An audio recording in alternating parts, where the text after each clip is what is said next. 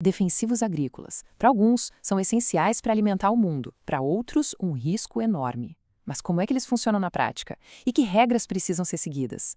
Bom, nessa análise, a gente vai desvendar esse tema que é bem complexo. Vamos usar como guia os manuais de especialistas como o Senar, a Embrapa e o Sindiveg, para entender direitinho o uso e a regulamentação por trás desses produtos. Então, para organizar nossa conversa, dá uma olhada no que a gente vai ver. Primeiro, a gente entende o desafio da agricultura tropical. Depois, definimos o que são de fato os defensivos. Em seguida, vamos ver toda a cadeia de uso seguro, os riscos e primeiros socorros. E, por fim, colocamos o uso no Brasil em perspectiva global. Vamos começar?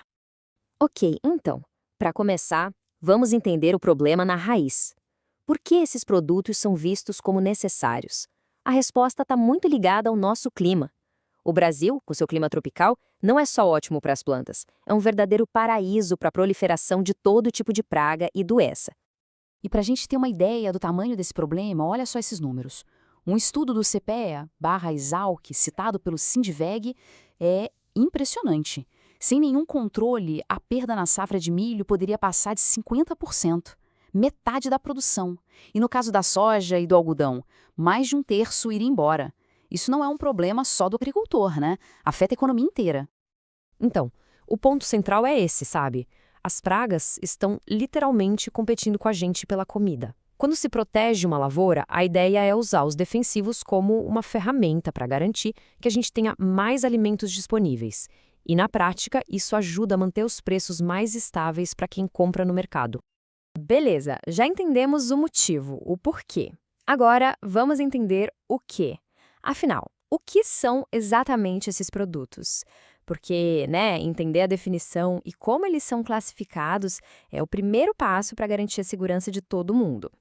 Olha, o nome oficial que está na lei é agrotóxico, mas a gente ouve por aí vários outros nomes, certo? Defensivos agrícolas, pesticidas, produtos fitossanitários. No fim das contas, todos eles se referem à mesma coisa. Produtos feitos para proteger as plantas de organismos que podem causar algum dano a elas. E a segurança já começa no rótulo.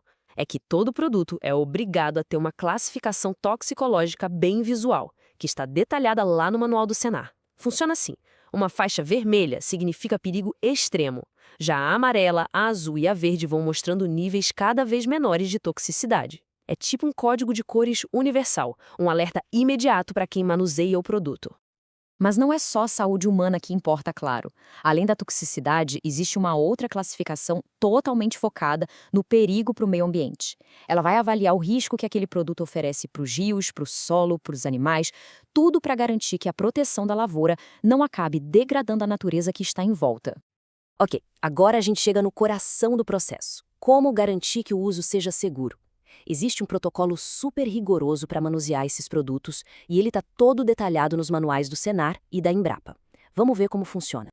É importante entender que o uso seguro de um defensivo não é uma coisa só, tipo ir lá e aplicar. Não, é um ciclo com etapas bem controladas. Olha só, tudo começa com a receita de um agrônomo, que é obrigatória. Daí vem o transporte e o armazenamento, que tem que ser seguros. Depois a aplicação em si, sempre com proteção. E por fim, o descarte correto da embalagem. Cada passo aqui é fundamental. E por falar em aplicação segura, a proteção é levada muito a sério. O manual do Senar detalha o que eles chamam de EPI, o Equipamento de Proteção Individual. Ele é obrigatório para quem vai aplicar o produto para evitar qualquer tipo de exposição. E cada item aí tem uma função bem específica para proteger o corpo da cabeça aos pés. E a responsabilidade não acaba quando o produto na embalagem termina, não. Pelo contrário. A lei exige um procedimento chamado tríplice lavagem. É basicamente um processo para descontaminar a embalagem antes dela ser devolvida num lugar específico. Isso é obrigatório e permite que o descarte seja feito de forma segura e que o material possa até ser reciclado. Bom, mesmo com todos esses cuidados, acidentes podem acontecer. É por isso que entender os riscos e principalmente saber o que fazer numa emergência é parte fundamental tanto do treinamento de quem aplica quanto da própria regulamentação. O manual do Senar, por exemplo, faz uma distinção bem clara entre dois tipos de intoxicação. A aguda, que é aquela que aparece rápido logo depois de um contato mais forte e curto com o produto, e tem a crônica, que é mais silenciosa. Ela aparece bem depois, após muito tempo de exposição a pequenas quantidades e pode, infelizmente, causar danos irreversíveis. Então, se acontecer uma exposição acidental, estes são os primeiros passos, que são críticos enquanto se busca ajuda médica profissional. E aqui tem um detalhe que salva vidas: levar o rótulo do produto para o médico.